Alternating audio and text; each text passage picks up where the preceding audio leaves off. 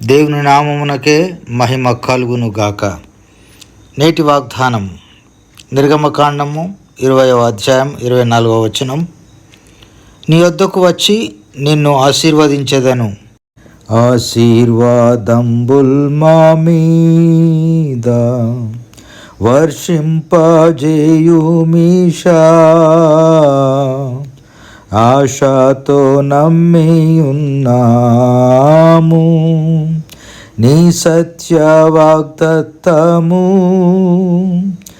ఈ మాహి మీద కృమ్మరించుము దేవా. ప్రేమ కలిగిన మా తండ్రి, ఇశ్రాయేల్ ప్రజలకు ఇచ్చిన ఆశీర్వాదములు మాకు కూడా దయచేయమని యేసయ్య అతి శ్రేష్టమైన నామమున స్తుతించి ప్రార్థించి అడిగి వేడుకొంచున్నాం తండ్రి. ఆమెన్.